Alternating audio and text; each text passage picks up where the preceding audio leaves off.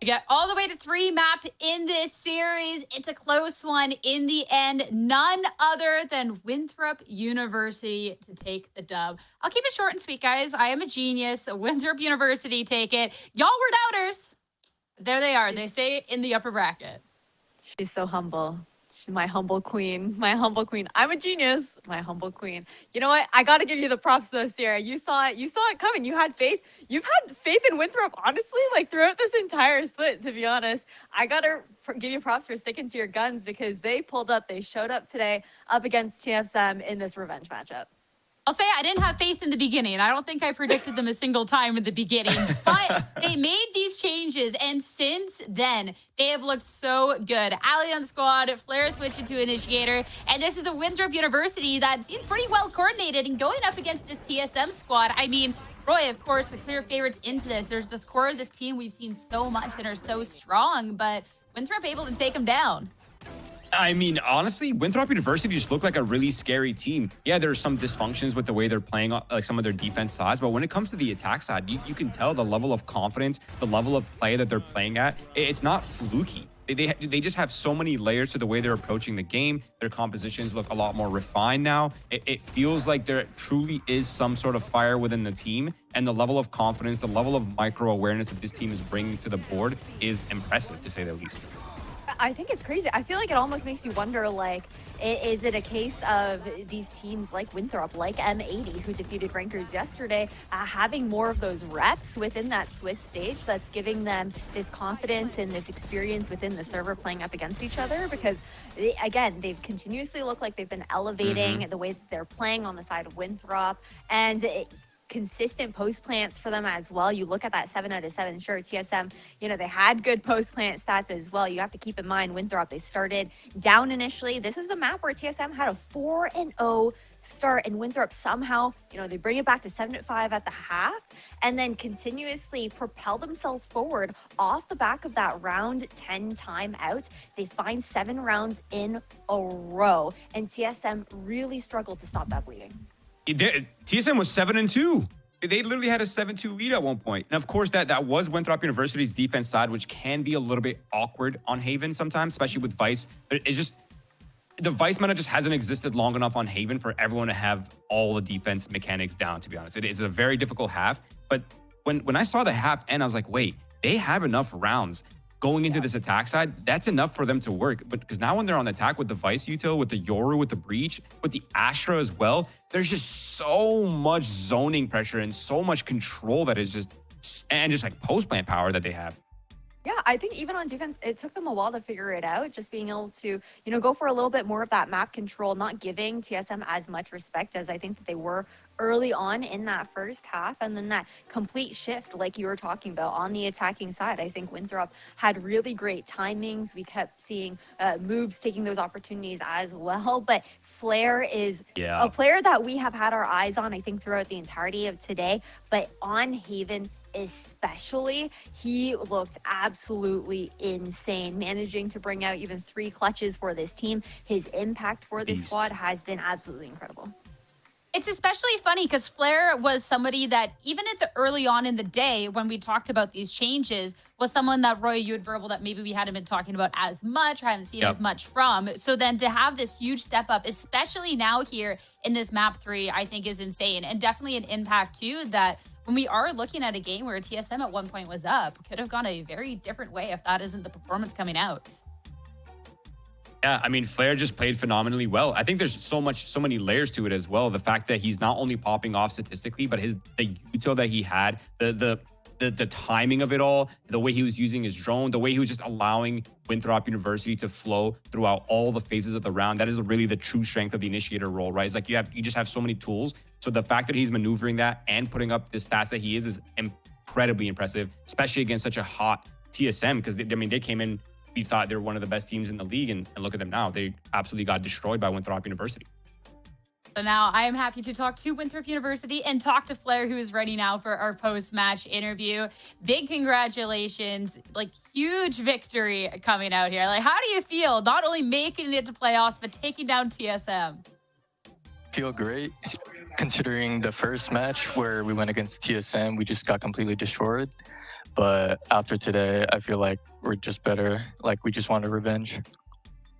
I mean, yeah, I wanted to talk about that week 1 versus now because it was complete day and night difference here. Has it been Yeah. like the changes with Ali into the squad? Do you think Winthrop University as a squad just needed the reps? Like, what was the biggest change heading into it? So we had Ali, and he came in as a controller. So I just switched to Tejo, and I feel like our team synergy was just easier, and everything would just flow better with me on Tejo and Ali on controller because he was a controller player. And yeah. I mean, how are you finding the Tejo? Because your performance, especially on that last map, we're a big fan of it. But I want to know, like, was this a little bit of a difficult adjustment? Do you feel like you slotted right in? I feel like Tejo is really fun and he's really good right now. But I only started playing him like 2 weeks ago, and I feel like it's just pretty easy, like bringing it to the team and learning it.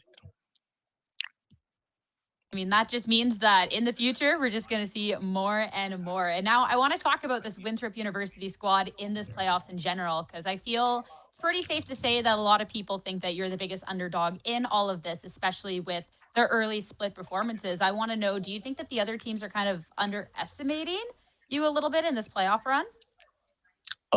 Kind of, since we're like a university team or whatever, and everyone just thinks we're like bad. But yeah, if they keep like underestimating us, then they're just gonna keep losing.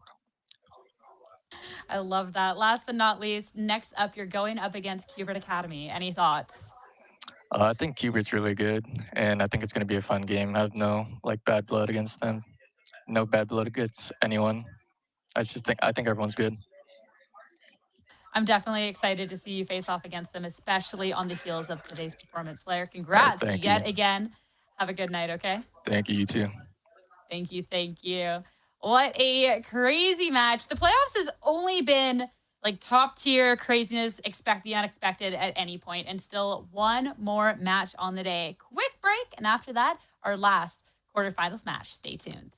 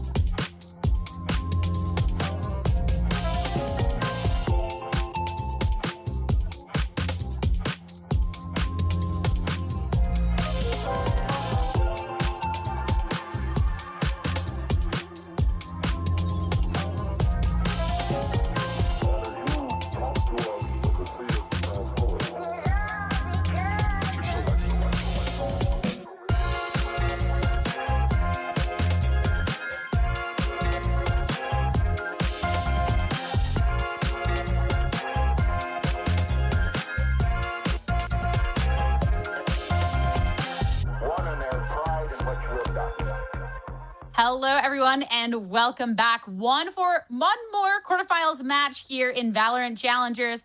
Shopify Rebellion Black going up against Blue Otter. Honestly, I don't know what to expect with any of these matches anymore, except for just pure entertainment, Roy. This has been amazing. And starting off talking about the Shopify Rebellion Black, this is a team, too, that we've only seen the up and up. I'm excited to get into it. Yeah, before we get into the specifics, I just want to mention something really quickly about the fact that so many of these players will say like, yo, we are the best, and they'll deny the fact that the competition is close, but then everything else is pointing to the fact that everything is pretty tight. There's teams losing in playoffs. There's matches going to the complete distance. Everything is pointing to the fact that the competition is much tighter than what people might want us to believe. But that being said, yes, I'm a huge fan of this roster. I think even when they lost Mr. Brock, it did feel like a massive loss, but oddly, I feel like they're clicking a lot more with Monsi. Yeah, I think that's a big thing, right? Is just the shift in identity for SRB since Monsi has like taken the lead for this squad. I think we had the chance to get an interview with him last week as well, where he was just chatting about how we didn't necessarily have the most faith in Shopify on the desk when it came down to our predictions, and they we're happy to prove us wrong. And I think that's what's been so fun about this split, is that every single team has, had this opportunity to have some of those upsets happen, and the newfound confidence, I feel like, in Shopify as well, where you have BCJ alleviated, again, similar story from what we were talking about with TSM, from those IGL duties, Monty taking full reins there. It's a IGL that's been around the scene for quite a while, and his experience is really shining through, I think, with how he's having the whole team to come together. I mean, if any players have something to say about the predictions, just show up and win, and you'll shut us up real fast. It is as simple as that. But it was awesome to see Monty and just the influence on this squad. And as Monty says, the new fire in the team. Monty is someone who's very vocal, and being able to bring that energy to the team, a team that Roy definitely has been, ups and downs in terms of this clicky. And I'm definitely a fan of what we're seeing. I'm a huge fan of what we're seeing. And I think the really interesting thing is BCJ was saying that they've had a fire within their team even before Monty. So I think Monty was just like a catalyst for this roster to like kind of change their mindset, change the way they're approaching the game, and bring a sort of clear idea and a varied vision to how maybe the coaching staff want to approach things. Maybe other people have say in the way they're approaching it. But I feel like Monty is sort of the glue now between all these different POVs. And it feels like that they're really finding their form. They're really finding their stride. And the come up has been immaculate to watch.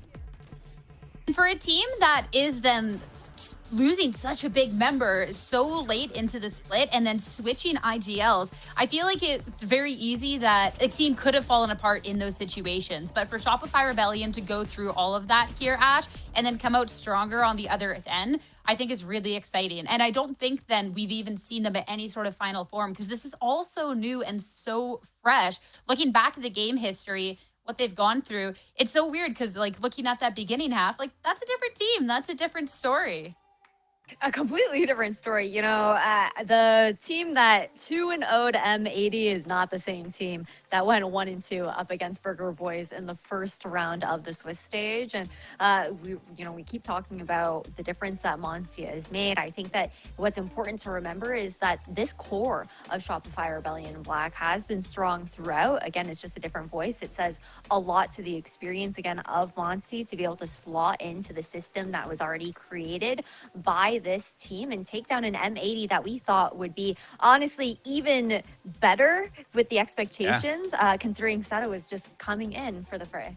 Yeah, I mean, they beat M80 during almost like peak M80, right? That was only like 1 week less of practice M80. Now we're seeing M80 in a completely different form. So I think that speaks a lot to the level that Shopify Rebellion and Black's at. But I think the addition of Monty isn't even just about him. It's the fact that it feels like everyone's strengths is getting more solidified with Monty relieving them of this responsibility. BCJ doing what he does best, mid-rounding, right? Mid-rounding is some of the hardest things in the game to do. But if you have to think about the early round, you have to think about the economy, you have to think about all of these different ults and all of these different things that throughout every phase of the round, it is mentally taxing. And that's coming from somebody who's IGL'd at a pretty high level. And it just is mentally taxing. That's just the ultimate truth. So the fact that Monty comes in, takes a lot of that IGL tax away from some of the teammates, allows everyone to have a say and allows everyone to be vocal in the right time. That is what's really clicking, in my opinion, for this team. I mean, they got some big brains on the team. So you have Monty to lead the charge. Obviously, VCJ was praised for like these ideas, which is why he got that chance to IGL at the beginning of things. And Pancakes was someone, even if the teams didn't necessarily do as well, he was always like a great IGL. So a lot of talent in that department on the team. So that's going to be a tall task for now opponents of the day, Blue Otter, to go up against. Blue Otter definitely up for the task, because when you're looking at people with potential, this team is full of it. I mean, I've said in the past, when I see Bob and Zeldris on a team, Ash, I'm not betting against them. And it's more than just them. Like, this team is very rounded out. Yeah, I think that that's the big thing, is that on this team, everyone's able to step up to the plate in this game, no matter what. And, Zeldris has been, I think, at the forefront of the conversation when it comes down to how flashy of a duelist this player is, the firepower that he brings to Blue Otter. They looked good with Bob on that duelist role previously, and now allowing her to go back to her roots on that initiator, no loss in performance in that kind of regard. And very much so knowing how Zeldris is going to want that space to be set up for him, I think is great synergy on this team. I think the initiator is Bob's best role since she's so like macro aware and she's so strategically minded. I think being back in that role is going to allow the team to flow a lot better where they before maybe they found it to be a little bit more sticky. And now, of course, now they're bringing in Zeldris, a super flashy, explosive duelist. Not that Bob's duelist was bad in any capacity, but Zeldris is just bringing in a lot of that go in, full confidence, take a lot of fights and allowing the, different people to have different saves in different parts of the round. And I think the room that Bob switching back to initiator, that is really the key component of this roster and why they've looked so good. Bob has just been such a highlight, and I feel like could play any role, but then being able to go onto that initiator and have Zeldris be able to do what he's do best is great. Zeldris talking about taking advantage of some of these gaps that their opponent's core had before, and it's a team then, if they're able to adapt to any sort of gaps, be able to come out on top, and then have that fragging power and capability behind them, Ash, even if they're, I think when you're still looking at things, still more of that underdog in today's story, I still think that this should be fairly close with how high the ceiling is for this team. I definitely agree with you on that. And again, you're talking about Bob, but you also have to have a conversation about Zeke too on the side of Blue Otter, because it really all comes down to, again, we're talking about how flashy Zeldris is, and you're only as good as the sum of your parts. It's the fact that he has that support coming out from both Zeke and Bob for creating that space, allowing him to go for those aggressive entries, and also even just like having the follow-up, being so quick behind him to guarantee that even if he does fall, the space that's created can still be taken because the trades are coming through. Just so nice. So this will be a really fun one to get into on today. And I wanted to say that'd be our closest series. If I had to look at all of our quarterfinal matches, I think that this one would be the closest, but every one has been really close in a really weird way. So I don't even know what's going to happen for today. But the final people to highlight, we already talked about Zeldris, but we didn't really talk about the Duelist for Shopify Rebellion Black here. So I wanted to pull up this head-to-head and look a little bit into this because Paint going up against Zeldris, I think, would just be a really good one on the day. Zeldris is someone we've praised so heavily, but Paint on the other end, Roy, definitely deserves respect. Yeah, this statistic gap is actually a little surprising. I mean, of course, we know that Zeldris is an overperformer, but 182 ADR versus Paint's 154 is not really a testament to that Paint's a worse player. I just think that they have a completely different team structure, right? Shopify Rebellion Black, Paint is a big factor within that team and their team's success. He's not. It's not really a matter of Paint versus Zeldris. It's really about the level of performance that both of these teams are bringing to their respective rosters in very unique ways. Yeah, I think you also have to consider even just like the difference in duelists that they're running. Sure, they both share both the Jet and that Raze, but you have the swap off between Zeldris having the ability to play on that Yoru as well, where he can be a little bit more self-sufficient, very quick to reposition. And speaking of speed, you've also got the fact that Paint can also pull out that Neon on the other thing. So a bit of a dichotomy there when you're comparing and contrasting these two duelist players, because for Paint, I think it relies a lot more on some of the setup that he is going to be getting from the remainder of his team just due to that agent pool. Whereas for Zeldris, even though Zeldris does have that support and being able to set up for the team, someone that we've heavily praised throughout any time we get to see Zeldris, including even last year, Zeldris is someone that it kind of still surprises me that a team that, maybe a little higher up hasn't like seriously kind of called him up, Roy. So I definitely excited for the showdown today between those two. And even just in general, heading into the map picks and bans, that's going to be the biggest thing. Because I think when I look at the series on paper, I do think the vetoes is what's going to be the biggest make or break. And Split for Blue Otter is going to be the first battleground of choice. I am actually not surprised to see this pick at all. I feel like Shopify Rebellion Black has, although they fixed a lot of the issues they've had on that map, it's not really been their absolute best map. And their holes have been quite clear. I think Blue Otter sort of taken up on that, and the fact that they're pretty solid on that map themselves. Yeah, I think too the fact that like you looking at the difference in comps for the side of Shopify Rebellion, like you were talking about, they've changed comps every single time that they had played on Split, and then you look over towards the Fracture pick coming in again, a non-surprise, right? For the side of Blue Otter, it hasn't been a great map for them. They had a really tough showing, that 3-13 up against YFP versus an SRB who have taken down an M80 on Fracture, who have historically looked really really good on that map. I think it speaks volumes as far as their comfort goes there. I'm just looking if we do get a third map in this series, which the fact that every map has gone to 3, it says statistically we probably should, this Lotus pick, because this is something that is very comfortable that we've gotten to see a decent amount come from Blue Otter, whereas on the other side for Shopify Rebellion, this is a different Shopify Rebellion again, but we've only seen them once on the Lotus, and that was going back to that very beginning when we did see this loss versus Burger Boys. So it's going to be, Ash, for me, the growth for the team then, and I think it would be the most evident on that map. No, for sure. I think you talking about the fact that we haven't seen it since round 1 of the Swiss stage. Coming out from Shopify Rebellion Black means they've also had ample time to workshop this map and see what mistakes they were making up against Burger Boys, and even reviewing a lot of the tape that you can have for the Blue Water side of things, where that's one of their most played maps throughout this particular split of Challengers. And it'll tell you a lot about how, you know, this is a team that, for Blue Water, they took down rankers, 13-9 earlier on in this split too. So a lot of opportunities for growth, like you were talking about there, for the side of SRB. But on the flip side, you know, things have been working out for Blue Water on Lotus. You got to be curious too to see what improvements they've been making to their game plan that's already been good. I think one thing that I'd like to iterate that you said, Sierra, is how close this match is going to be. I completely agree. I think after everything that we've talked about, after all the things that we've pointed out, the Duelist head-to-head, the initiators, the sort of the stylistic kind of enhancement that these teams have had throughout the season, I think overall, this is probably going to be the closest game, or we're going to see either Shopify Rebellion come out with some just like godlike powers and just absolutely blow them out of the water, or it's going to be a completely crazy 3-mapper that we've seen. All right. Well, in terms of the official predictions that we put in, I'm the only one correct on the day, by the way. Just got to throw that in there. Looking to keep that going, but it's Ash against the world now. Ash? She's found the strat. She knows the strat. She's on to you. Taking a page out of the Sierra Dawn playbook right now. But yeah, you know what? I gotta put my money where my mouth is. I've been hyping up Blue Water throughout this conversation.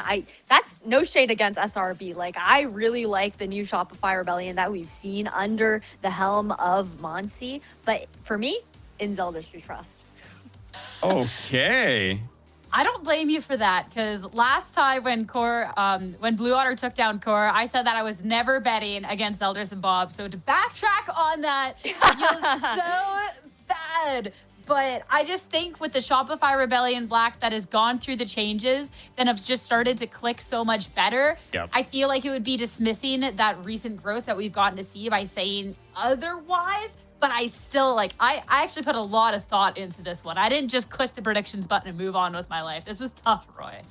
Oh, I definitely believe you, and I completely agree with you. I think Shopify Rebellion Blacks had ample time to just settle into the pressure, settle into the, how they want to play the game. They've had time to practice. And just a quick reminder that the only losses that SRB's had were in the first 3 matches that they played. So ever since then, they've been on a win spree, taking down Nightblood Gaming, a team that I would consider a very consistent team. They've taken down M80 towards their peak. I mean, this is a very, very good team, and I think they're about to show something crazy right here.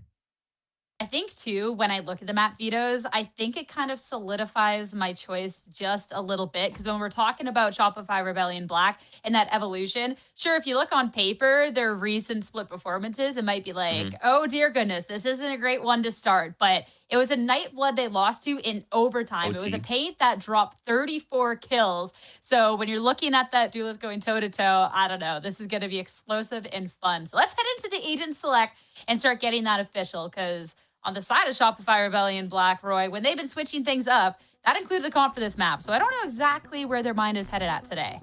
Yeah, I'm really curious to see if they're going to make any changes. So Shopify Rebellion Black is pretty much running the same composition that we've seen from them last time, if I'm not mistaken. It's the Tejo, it's the Breach, it's the double controllers, it's the Raze, Blue Otter as well. I think overall we're seeing a very similar thing. It's really just about tightening up, right? How many evolutions have they made to their setups? I mean, they're running a mirror matchup, so it's really just about, do we understand the win conditions? Do we know how to counter these win conditions? And do we, are the duelists going to be popping off? Yeah, and I love that you mentioned the Duelist there, that being the only difference in these comps, right? The Yoru versus the Raze. Again, that conversation of, okay, you've got Zeldris, who, yes, his team will support him. But again, that opportunity and that dynamicism of being able to be a little bit more self-sufficient with his kit, as opposed to a Paint who is going to be heavily relying on Monty, Pancakes, and BCJ to help him clear out that space and be able to create that space even for him to get a lot of those satchels in deeper into these sites for those initial engagements. Of course, maybe looking more towards some of those trap plays, though, since they're starting on defense first. It's the final quarterfinal match here to start off our playoffs. Let's get to it. Map 1 of split between these two teams. Let's head over to your casters, Tenric and Shift, yet again. Yeah, very similar ideas for both these two teams. Just comes down to obviously the difference in preference for Duelist, Shopify Rebellion, Black running a more, I would say, long-standing composition for the map, whereas, of course, Yoru is Yoru right now. It's just so crazy to see how fast he's risen into popularity as a Duelist for a lot of teams. Blue Otter's going to give it a go. So, you know, it's interesting because I don't really look at this map as being heavily favored one side or the other. Both teams have played, I would say, equal value worth of opponents. Both have very similar records as well. So I think if you're looking at this one for both sides, you're thinking that this map is definitely winnable without question. For certain. Yeah, either of these teams has a crying shot at this. My biggest standout player is the same as yours, Shift. It's going to be Zeldris on that Yoru. The past 2 times that he's been allowed to play him on this map, he's gone absolutely ballistic. He will be the catalyst for Blue Otter's win here on this map, which they desperately need considering it's their pick. That's a quick little dive in towards Vents, though. Could allow for some significant pressure in towards Mail. And, ooh, Zeldris. Yeah, he's just looking for a little bit of information off the stealth drone. There's the flash. Extra follow-up playing through Aftershock to delay. Good exchange of utility on both sides. Zeldris actually taking some damage here. Down to 56 HP. Now the retake for Shopify Rebellion Black, and they do clear their corners. Paranoia also cutting across the site as BCJ will confirm that there will be a swift rotation into the A site. We'll see if Zostal is able to pick off anything here. Doesn't look like Shopify Rebellion Black are going to chomp at the bit that heavily. We don't expect them to, but Blue Otter has to make sure, of course, that everything is covered until this spike goes all the way down. Everybody else outside of Shopify Rebellion Black staying outside of screens. Yeah, and the salvo could be very menacing. Waiting for the fault line to come through first. 1v1 delayed over to the middle of the map, though, comes out. Bob does well. Holds on to elbow really nicely. Plus the salvo elimination for 1. Flash behind this, but Pancakes literally jumps forward. Right-clicking with the classic. Zeke, information up top with the sound cues, but that's now mutual. As Zeke has to go and double check. Wait, the right-click action next for the headshots. Now it's just in and around. Knife is out here. What is happening? Monzi just able to pull the ghost back out, find the elim, and secure the pistol for Shopify. Little too terrifying there for a little too long. Monzi keeping us nice and terrified. I mean, Zeke popping out in the tail end of that, but Blue Otter's approach really didn't look too bad. It seems like Shopify Rebellion Black are just really geared towards retaking this site with all of that heavy artillery on the backs of those frontliners. And we'll just clean up the rest here. But you're clearly not able to do that when Blue Otter is able to divest themselves so much among the A site, which they are very ready to do, and the speed behind which they can do it with Zoe on these CPs, Zeldris, one of the fastest Yorus in North America. They will infect you very quickly if you don't get a leg up. And speaking of trying to get a leg up, looking for timing after this little show force through B main, but holding strong as Spaz. Judge kind of defaults what this angle is going to be for the remainder of this round for Spaz. So Blue Otter, do they try to set up some sort of a clearance play? I mean, they don't have the paranoia, which is the big issue. So you would have to hope that Zeke can hit some sort of a flash if they do want to push through this and try to get Spaz out of position, but no commitment on what they want to do yet with the minute to play. Spaz just hitting that laundry list with the snake bite, making sure that Blue Otter can't get too ahead of themselves without less time to go. It's a slow setback that actually gets fielded away. The salvos are what do the damage, and FlyQuest Red Bobsta is able to get her first kill of the game. But not enough pressure to get full control at B Tower is the issue. Left. Mostly due to the fact that Pancakes had tossed into Paranoia initially, then supplanted it with a dark cover. Stealth drone to clear up a ton of space here. Paint's going to get revealed. Bob up top, looking for an angle. Not able to track down anything as of yet, though. Time to come get an issue. Paint able to connect onto the first. Second shot just a little bit wide, though. So Zostal able to convert a key elimination to allow the plant to come out. Here's the fault line for Monzi. ECJ trying to re-clear out up top. Both players essentially playing off their own information. Salvo coming through, just trying to see if it can connect for something desperate inside the site. Not to be the case. Bob still holding close, but a little bit of spam to the dark cover. Finds the Elim. Special delivery found in the corner. That actually finds a little bit of damage onto Sean, and Monzi finishes off onto Zostal as well. So good stuff here from Shopify Rebellion Black, taking their time and securing a 2v3 retake. Super admirable attempt from Blue Otter to stave off that mentality from Shopify Rebellion Black in a world where they come with such billowing strength when it comes to the retake game. Blue Otter says, well, what if we just find a world in which we are in constant purgatory and never really have a full retake fight? How about we just stay as non-committal as possible, even while the spike is ticking, and force out every inch of time we can? Of course, gun disadvantage going to permeate, gun disadvantage, blah, blah, blah, blah. But still, Shopify Rebellion Black, they were clearly staved off. They were clearly stumbled a little bit because of that. Their timing was slightly off. Blue Otter is able to zone out one or two of these members if they're able to find the right timing, which, considering how much stall they're able to do, they can kind of make their own time. Time to jump. Well, we're going to get some conflict here in front of A ramps. Lots of utility being exchanged. Paint shells just delay, but Paint is actually in a lot of trouble. Follow-up from the Salvo defensively. Doesn't really deal much damage. So in terms of the exchange, small bit of favor for Blue Otter, but not enough to deter this defensive setup. And as this takes time to rotate back through the offensive spawn, you're going to get Spaz in a spot to likely rotate back over. The only problem is Spaz doesn't have any utility to play with. To be fair, it's not like Blue Otter has a lot of wall-breaking potential for this other side either. All you've really got is Zeke's util. Everything else, I mean, you're waiting on a timer for Bob Salvos to come back. And, I mean, Zoe can maybe flush out half of a site, but it's looking pretty strong on every angle here in the bonus round.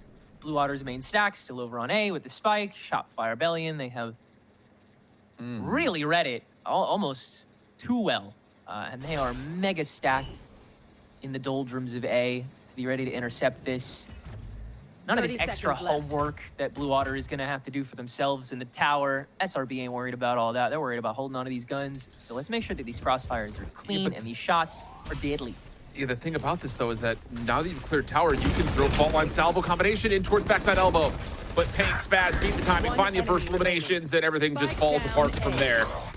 Oh, not a good start here for Blue Otter. Paint for 3 in the round in particular is also gotten one away from an early showstopper. So the bonus comes through successfully for Shopify Rebellion Black.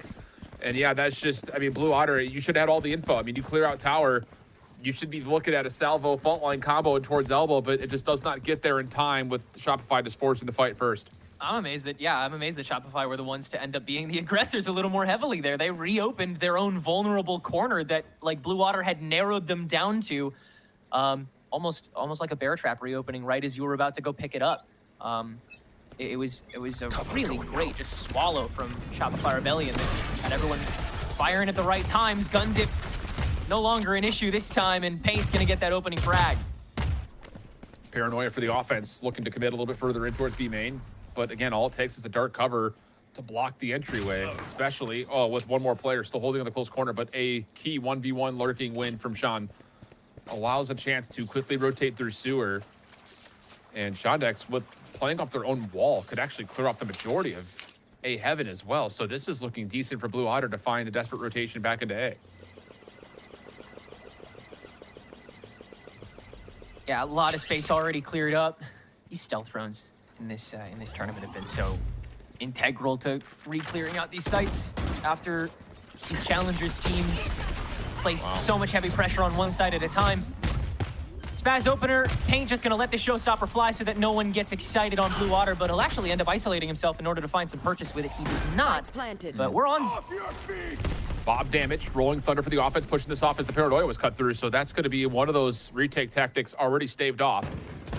Good high ground control for Zostal as well, but misses the shots. Paint somehow, some way, goes from low to high and then from far to close to take down the final 3 eliminations. And after the showstopper was spent for just a little bit of damage, it's already back to about halfway charged. Full-blown collapse yet again from Shopify Rebellion Black, and Blue Otter still does not have an answer to this full-blown backyard brawl that gets initiated every single time. And what do you really do if you're Blue Water? You don't go backstage. You don't start the fight before you get the spike down. And you certainly don't util dump onto your very first site, especially if SRB is stacking 4 1s right now, not even placing people in vents or anything occasionally. It is gamble after gamble here for Blue Water's attack. Funnily enough, everywhere except for the pre-plant, which is looking as clean as ever. Yeah. Oh, salvo combination with the spam just to find Spaz as soon as the Viper's Pit was placed. So that's off the table. And Spaz, who's been largely the sole responsible one defensively for Male, with him out of the picture, now you have to kind of forfeit Paint's flexibility because you have to win back this mid position. And Pancakes with no dark covers is kind of left by their lonesome. And yeah, I like this idea for Shopify. Instead of keeping someone planted in defense, let's try to get aggressive and take some space away and get some prediction on where this hit's coming from. Especially when you know Blue Water is going to be as mobile as they are. There's no way they're going to stay in one place, especially when they've been losing every single fight that they've been staying put for. They'll move back to whatever is most vulnerable, and this time it's the A side. Of course, they have to do a multitude of clearings in order to get there. So Shopify are actually going to have a nice visage onto this. They're going to be more ready than ever for this fight, and Pain might go for a wraparound, question mark? Why not? Yeah, you don't have A control, or A tower control, so you got to do something. Armageddon staves off the play as with the defense in towards screen. They'll just look to get risky with it, but no shutdown. We got to win those gunfights flat out. I mean, we just got to have them. What? Too many key 1v1s, just not going the way of Blue Otter. Spike planted, but now here's the flank. Can Zeke keep his attention forward? Yeah, sure does. Now it's just down to this hit from the front. Flash, followed up with Salvo. Monzi, another win versus Zosel that should not have come through. But Blue Otter still hanging. Dynamic on this post plant. Bob in trouble. Cannot stand tall enough, but the pitch from Zeke is good. That's their third of the round. Pancake's going to try to hold this to halfway at least. Going to maybe try to hold it for the whole way through. Stops off. Pancakes for one. Not quite able to get the second. Shondek saves the round, and Blue Otter get on the board. I think I'm going to be sick. I'm like, this is such a turbulent game for Blue Water in which every moment that they are not stretching their legs is a moment in which they are the most vulnerable team I've ever seen in the history of my life. Shopify Rebellion Black, they can collapse at literally any point in time. They can start the fight whenever because they're winning it every single time. Just some of these shots should not be happening. Like you said, it is unacceptable, the level of duel that some of these members of Blue Water are losing on occasion to occasion right now. And the fact that Pancakes just holds that halfway, he probably could have held it all the way. And Blue Water might have been too spooked, straight up. It is a touchy game right now that Shondex is not making any better. Pancake's a little bit of trouble, has help though from Spaz up top. Really good with the snake bite from the low ground. That completely separates the offensive attempt as the trap plant A also, of course, as you saw, found success. Zeldris going to teleport deep into the backside of the B site, but Shopify Rebellion have a full read on this. And there's just nowhere to go. Yeah, I mean, Blue Otter is getting bullied in this map right now. Yeah, I mean, this is just a total smattering. There is always one part of the story that Blue Otter is not ready for. And in that case, I mean, you just weren't looking at tower, really? So there's clearly a lot of cleanup that needs to happen, and it needs to happen, like, right now. It's so tough. It's so tough analyzing how Blue Water are making those mistakes because they happen so late in the round. Up until that point, their macro seems clean enough. They are well aware of like whatever the weaker side is at whatever point in time, and they're rotating to that pretty quickly. They're getting on top of it really fast. Zeldris is planning himself very quickly. Bob is doing a great job of flushing out. It just gets to the point where you actually start fighting and you actually start trying to look for people that Blue Water are just, I'm seeing so much inactivity in the middle of all of these fights that Shopify Rebellion are taking. And you're not seeing enough value come from the util they throw. You're not seeing enough value come from these double swings. It only comes when, you know, these last couple players alive are able to pick up the pieces just barely that you're able to get something done. Yeah, I mean, this has been very one-sided, and it's not getting any better from here on out, at least not in this round in particular. I mean, you got a lot of ultimates around the corner as well here for Shopify when they get into round 8 after this. And honestly, it's one of those things like, how much does the playbook revolve around a dimensional drift to clear followed up by almost an immediate Viper's pit for the offense. They need some legs on these post plants because they have not been able to do too much as of yet. Decoy not really going to bamboozle too much. Pancake still holding on a corner. He's got help this time. Monzi close by. Spaz still playing up top at tower. There's all the utility. Paranoia gets sent out first. Sees the gate crash, waiting for the potential sound cue. Turn and deal with it, but now they get pushed off as the aftershock comes out. There's the teleport in for Zeldris. Flash on the corner. Countered, though, as Monzi's right there waiting for it, and then the snake bite to delay. It's just too easy for Shopify to deal with. It's such an artificial clear. It is completely empty with the glossiest casing imaginable. You're expecting Zeldris to pull 3 out of his butt, and he's just not going to do that. You don't have that power behind your swing. So now you're trying to 2-2 split hit B again. Paranoia going to miss up top at tower. Look at the refocus from Monzi, putting himself in a spot too. If they need their Rolling Thunder, they can use it, but they may not need it. Pancake shuts things down from the front. Good read from Spaz down low. And it's just Shondex up top. 30 seconds left. Well, Zeke opens the door for maybe another opportunity, but no. BCJ winning that gunfight now has Zeke completely trapped. He does have the spikes trying to play off of. Special delivery. Oh, thought about it, but Zeke rips the head off. Any follow-up? Paint Shell is going to push them off. 1 HP for Monzi, so you don't want to fall here, but now off the reload, the time is also an issue. And the shots are just not going to be there. So Monzi will take down 3. Shopify will get 6, but Blue Otter make it a little bit more punishing than you would have thought. Yeah, Zeke continuing to be able to be the one player on this attacking squad to be able to sprinkle some uncertainty into this post plan. He's pulled some level of espionage like 2 or 3 times so far in this on site itself, and he's gone undetected. I only wish Blue Otter had the same level of lastability as a whole player-wise when they're able to take these fights. And again, it's not even Shopify Rebellion Black launching that much util in. I think they're going blow for blow when it comes to throwing stuff from your kit. It's just Shopify Rebellion Black are quicker to the shot, they're quicker to the angle, and they're hitting more stuff. Yeah. Yeah, sometimes the analysis is as simple as that. Just hit your shots. That's my color chat. Yeah, let's hit your shots. Blue Zeldris. Woo! Okay. Decent opportunity. Armageddon does cut off at least some of the play over towards Boba, and now the Rolling Thunder behind this has Shopify Rebellion looking to collapse on this execute play. Still kind of hanging around his Pancakes, who did hit a shot with the operator to start. Viper's pick to be called in as Zeke gets to work, though, on the plant. Space to be taken here. Aftershock trying to separate this post plant just a touch, and Spaz, woo, had an initial look at Zeke, but doesn't win the gunfight, and now it's a 3v2 the other direction. Shondex can extend wherever he really wants to, but Zeke is caught early by Paint, and now Pancakes is already on the scene with a rifle in hand, too. All of a sudden, this is as close quarters as it gets. Blue Otter. Oh, no. Breathe in vapor. Paint spots Zostal the second he steps out, and so Shondex is forced to, too. Why doesn't Paint just take care of him as well? I mean, again, that's just a complete beef of how to play in the Viper's pit. You've got it set up in such a good spot to contest over through ropes, the drop off of catwalk, and then in particular over through dirt. But all it takes is a boom bot to clear off half of it from the close side of the spike. And then all of a sudden, everyone just kind of gets a little bit too finicky, a little bit too panicky, where you leave the Viper's pit, you leave the only blanket of safety that you have, and Paint just feasts off of it, and then even gets the read a little bit afterwards, like we saw there, just a little up and over with the shorty. Yeah, you see how Shondex, he circumnavigated that Viper's pit the second your shot's in his direction. He should have stayed put for at least a couple more seconds in that corner. Blue Otter is so terrified right now. Yeah, this has been a beatdown to this point. DCJ a little bit troubled, deals with the gate crash, decoy out initially, but all of the littering of this choke point has Blue Otter really just resorting to having to play off ramps. And look at Spaz, already in position.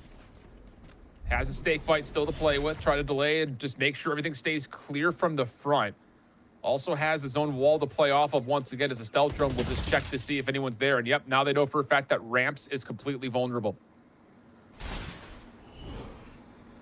Toxin screen down. Not too much adjustment necessary here from Shopify Rebellion Black. They know what they want out of this, but Paint is already headed to this back door on tower just to make sure there's not too much of a flood in any direction. Blue Otter have to be aware of how many people are here at this point. They're still going to go for it. Also, as the next few come through, Showstopper should be out, but no, they don't even need it. BCJ just spams through the toxic screen and takes down 2. It's just so unlucky for Blue Otter. So Smoke will replace the initial choke point. Paint still in a really good spot to work with Spaz on a crossfire setup if Monzi sees anything from top window. And yeah, it's just too simple. Enemy remaining. Just down to Spike one. down A. Bob stuck inside the dark cover. Snakebite flushing them out. And there's not going to be enough time in while BCJ just gets the timing around the backside for the easy freebie. That's now 3 in the round for BCJ. You still have a Rolling Thunder and a showstopper at the ready. Shopify very well may be fishing for double digits in the first half. Yeah, the assembly line has really started up at this rate with Shopify Rebellion. You're just able to pass off the kill responsibility to anybody, and whoever else just micro rotates to wherever they need to head to the next choke. They've had such a good idea of how much Blue Water wants to contest, which apparently the answer is always, dude. The way they continue to just try and press forward in that fight, I understand the situation economically, but just, I mean, you know, wait like 30 seconds until the stack gets there and then you initiate into a spray. It's just so tough. Well, can they find something at a Thrifty? Otherwise, you're looking at most 3 rounds. This will be the first time we've seen vacancy at vents like this. But that's going to be voluntarily given away by Shopify Rebellion. Just Monzi playing off of a corner to see if they can catch any information. You've also got BCJ playing deep off the A site. So definitely feels like this is a known quantity that Shopify Rebellion would have to have something in the mix for like being able to get a protocol to reclaim or contest this A site in a reactive way. Monte gets fully fielded away by the smokes and the salvos, so Blue Water again continue to play distance, and BCJ still finds a shot through the smoke onto Shondex. Unbelievable start to a round that Blue Water are desperately clamming for as it is. Oh, now you get the Rolling Thunder in. Nice teleport away, though, actually, as Bonzi only finding 1. Maybe a chance to reclaim some spots as Bob has found a weapon, but inside the site, BCJ just takes over. That's 4 in the round. Armageddon already re-queued up, and Shopify are up 9-1.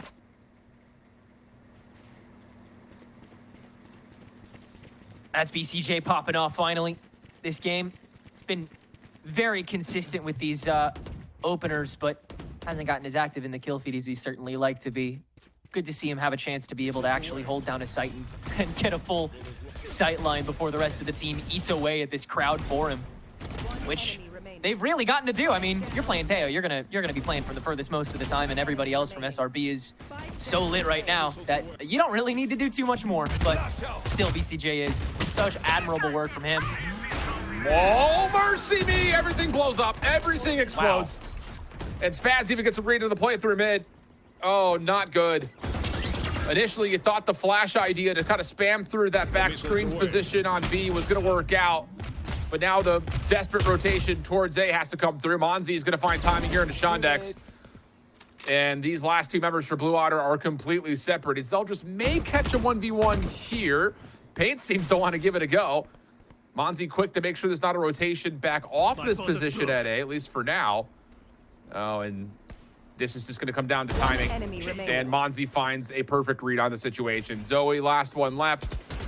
Yeah, shoulder will be enough information to come out. Paranoia actually does also land. Into the recovery goes, and it's a shorty to finish you off. 10-1, 1 round to go in the half.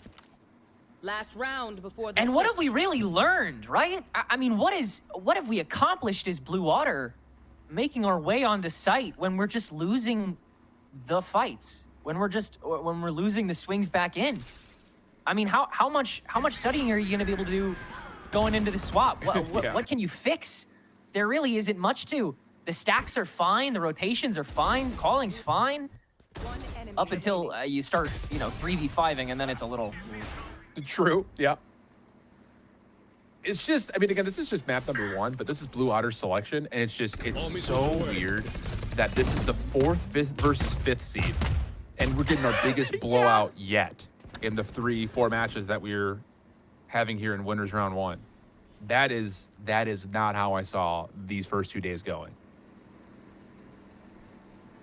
Really a stunner of a game is this one, provided that Shopify close it out nice and soon.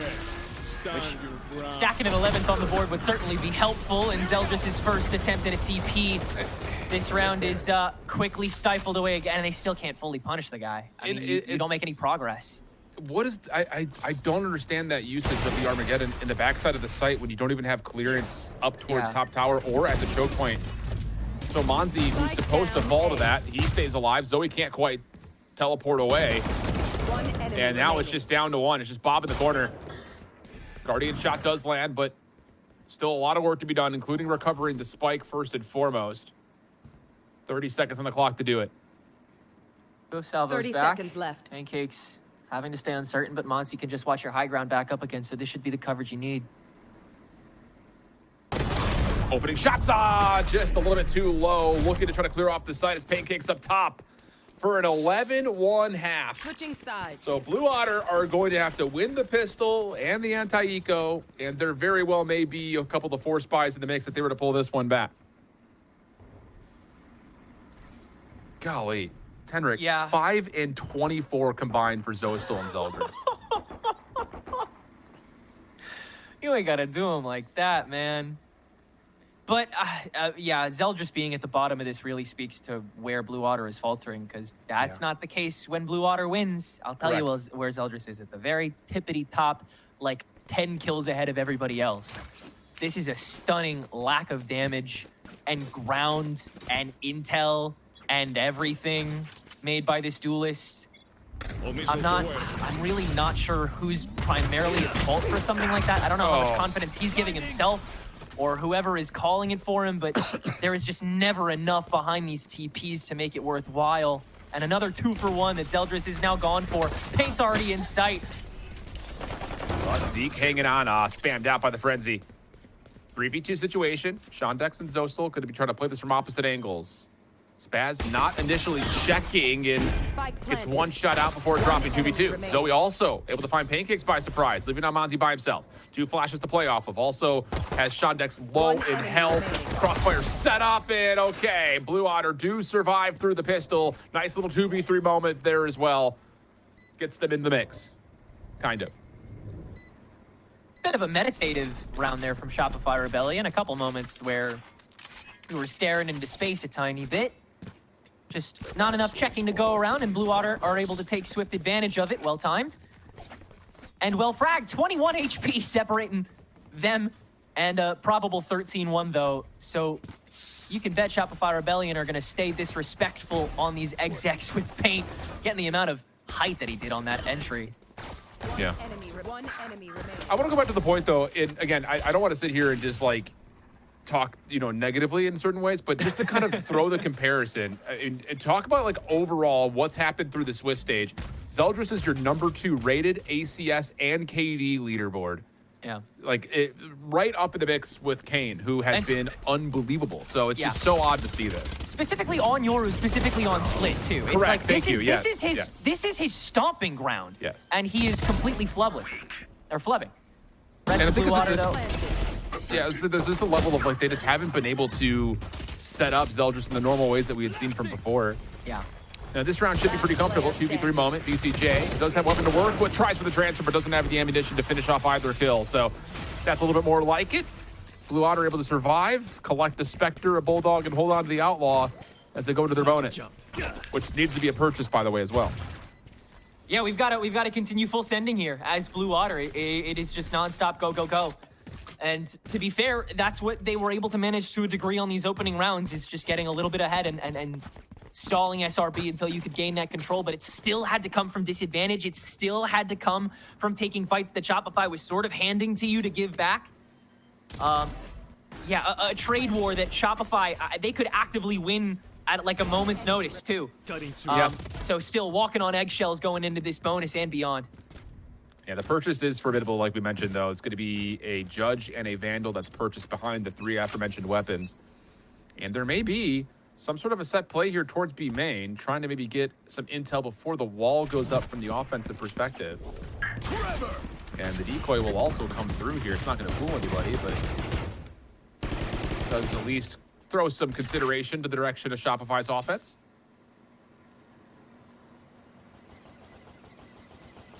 Poison's off. Not going to ring up that mid presence immediately. Zeldris is going to stay back on this tower watch with this Outlaw in hand.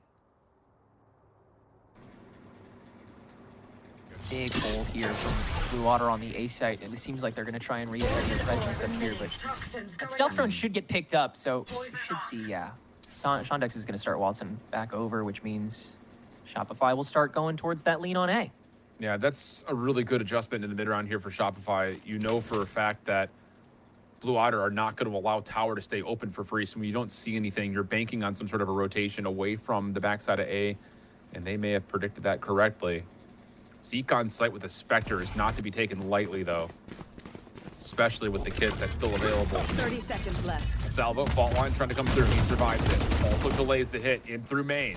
Shondex now here up as a part of it. Aftershock also could have split up this offense. Here comes the take on the way in, but Shondex and Zeke do hold nicely. That is really good utility from Blue Otter. Pancake's only able to find one. And Spaz, who's lurking up top, has been flashed and seen. Not enough time to do too much with this. There's the paranoia to follow, and Zeldris will find another elimination as Blue Otter secure their bonus and will get a little bit of free upgrade with weaponry as well. Shopify Rebellion Black doing what Blue Otter actually avoided, which is continuing to knock on locked doors, entering these sites that have all the world's util ready to dump on them. And Blue Otter, the timing this time, more than secure to net a lot of kills, a lot of bodies still standing, and all the momentum you could ask for in the remainder of regulation. However much more of it you're going to be able to play with 2 more rounds for Shopify Rebellion in the cards. All they have to do, find one vulnerable site, and it's curtains. How are they going to set this one up with the Stingers? It's going to be some sort of a flood. Zeldris, smoke, stun, still trying to hold. Oh, able to get one connection, did not teleport away. And actually, the salvo connects onto another. So that's 2 free weapons now collected if they want them for Shopify Rebellion. But no, they're going to let the sniper stay down. BCJ caught on the play through ropes. Zoan just in and out of the own dark cover. Finds another boom bot, actually teleports into it. Takes a little bit of damage there, but still alive. Spaz trying to chase. Oh, and just as soon as the poison cloud drops, Spaz now able to try to upgrade. 1v1 up top. Spaz able to win that first. Now Bob trying to push off. Poison cloud in play. Both players going to back off. Salvo out. Bob going to put the pressure on. Did they get the right prediction? Oh, saw the barrel of the weapon. And Bob gonna try to step up and find the headshot up close and personal. No chance for Spaz. Blue Otter stave off the Stinger push. And now they're on 5. Got all the faith in the world for Bob to be able to win that fight, but that was nothing short of a team effort from both ends. I mean, Shopify had a real solid opening there for a moment onto the B site. Sure, Zeldris still gets that first frag, but they're able to cement that kill onto him quickly. BCJ, beautiful salvo into the vents to stave off both the push and still find a kill in the meantime. And Spaz, definitely the one on site who did the most of that attacking damage, but Zeke continued to stay standing. Zostol, tremendous patience on the site yet again to be able to hold it down, let the rest of the players back on. And of course, Bob, that closer, you can always count on her. Heat gun round here. Uh-oh, that's danger. Trying to teleport away. Paint following up. Doesn't even need to find the trigger. Armageddon also going to be tossed in. That's going to force all Shopify Rebellion Black forward. But losing out on one of the opening defenders, and Zoe now has Shopify Rebellion able to just reset the map completely, especially considering that that's your smoke player out of the picture. So a lot of the map is going to be open for the taking here for Shopify. And you'll see Shondex immediately head back over to mid and try to retain this wall control as much as possible now that it's kind of the only coverage you have left. I mean, Shopify Rebellion, they are ready and willing to dive into this B stack, however heavy it may be. Going out. Being said, Blue Otter, it looks like they're going to read that A rotation, and Shopify, it is potentially there for them if they don't catch anybody with this stealth drone. Could take themselves out. No. There comes the dump, and they know there's not too much in their way, util-wise, so here we go. But Bob is in the perfect position. Can't quite lock down the shots onto the second contested, though. Nice shot on BCJ falling from the high ground. But the problem is Zeke does not expect that there is a follow-up a little bit more delayed through mail. So Zeldris trying to delay the spike plant as long as humanly possible to get Shondex in a position to help out. Dimensional Drift going to fade away as Zeldris will hold ground towards B main. Snake Spike bite planted. down. Doesn't really affect the post plant as of yet, though. And now it's a double walk up forward. First shots are good, second not going to be there. Zeldris, can you hit? Sure can, trying to fade away from this. Does he get another look at it? To the 1v1, oh, the shot just a bit wide as Monzi able to find the win, take Shopify Rebellion to map point. The chutzpah on Zeldris to be able to find those 2 op picks is legendary, but it again comes at a time where the timing just does not favor you, and as a Yoru, so much more is expected of you when it comes to your timing. Unfortunately, it devolves into a 1v2 that is just incapable of winning. But yeah, let's talk about this pre-plan for a moment. Able to scope out Zoe so early on after that first bit of patience and trying to turn that into a full-blown collapse. Blue Otter can scrape away a lot along the way. This is not exactly an easy attacking side, you'll come to learn. But Zeldris, good catch on the paint so that they don't get too big for their britches with a 7-round gap among them. Yeah, Shopify Rebellion still stacked up in this dark cover. Likely just the flood utility behind this wall and then try to jump on in. So completely overwhelmed. And you know for a fact that there are still defenders up top on the rafters. Oh, down low, Zeldris has been seen, but the judge is just too strong. What are we talking about? Stunned up, flashed up at mid-range, doesn't make a difference. Chump, hit him, fall him. Blue Otter still alive and kicking. And it's been 5 seconds of fighting. That means everybody's here to play now. So Blue Otter, the second that stun doesn't work, the second that gun stays alive for 2 more seconds, boom, everybody's here to party. And Blue Otter are able to capitalize on that fully. Of course, it did take so much. It did take a lot of, again, very scary moments. But that is a great roadblock that Shopify Rebellion Black are now forced to hit. So I'd like to talk primarily about where paint fits into all this. Because, you know, normally for even the split pushes, he's been so much more consistently that opening body that Zeldris, you saw, was so, you know, clearly trying to be on the attack. But to find maybe a little more lastability than the sort of one-and-done push that gets shut down so quickly, you'll see Paint either just going in by himself or doing a lot more lurk check-in or just not being as excitable as you see a lot of Raze players these days.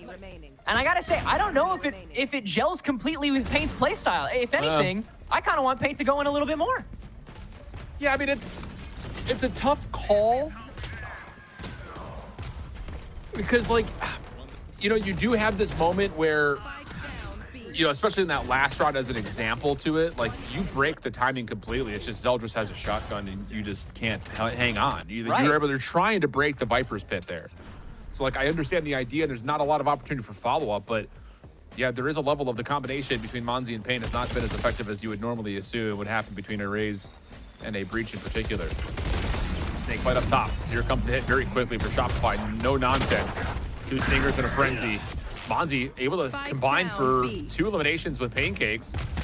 Spike going to be instantly recollected. Paint's still holding onto the back line, and this is good. Showstopper now earned. Viper's Pit also part of the play as Paint is going to kill off some time. Pancakes in the corner, sees the barrel of 1.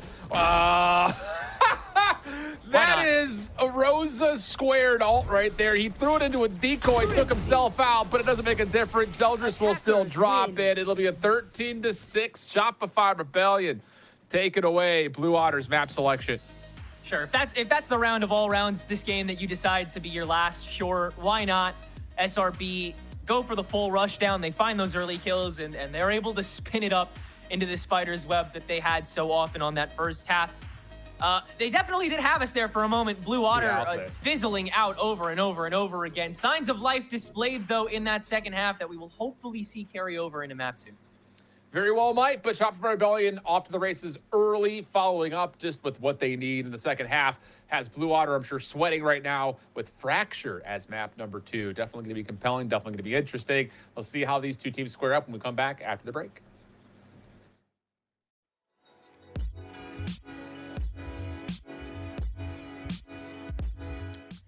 I think bringing back Brock from last season made a lot of sense. He's one of those players that fits the initiator role pretty well. And so when we were looking to build past him, the coaches kind of looked at, you know, who kind of fits the same mold of, like, does their job, really good comms, really good shots, you know what I mean? Like, it's kind of what we were looking for in the offseason. And so when we found all those players, You know, they meshed really well with the coaches. I've meshed really well with both my coaches. I'd say some of the players have, you know, either worked with some of the coaches or, you know, talked with them before. So we're all pretty friendly people to each other, and we're all like, you know, likable.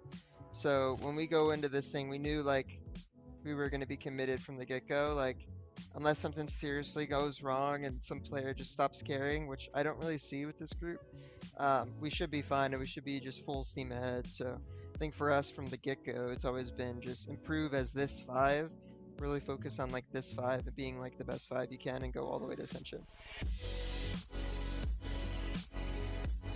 I think the biggest improvement has been on the fundamentals of the game. I think a lot of us came from different teams that kind of were taught different fundamentals. Some not taught at all. You know, it's just how it is. You know, you come straight from ranked, play on a few teams, that's just how it is. So for this team, it's really just about combining all that experience together to kind of get on the same page.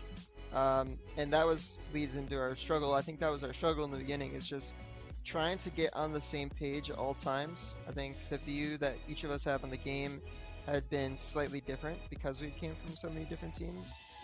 So now, you know, we've had a few months to, you know, get on the same page, probably like a month, almost 2 months now. Practice has been going really well. We were consistently beating like all the franchise teams. So I think we're getting back into that, you know, all of us on one aligned goal mentality. I think you can expect a lot of firepower and a lot of like highlight reel plays. I think we're one of those teams that likes to do crazy shit all the time. Like we're gonna have some crazy plays this year, especially with some of the coaches on board. They love cooking up these crazy plays. So we got a lot of like star power on this team, and I'm hoping to see a lot of clutches. Don't see us in the clutch, let me tell you. Holy, we got a lot of clutches in the team. Got a lot of like star players, a lot of 3Ks coming your way. So hoping that you'll get to see some of that this season.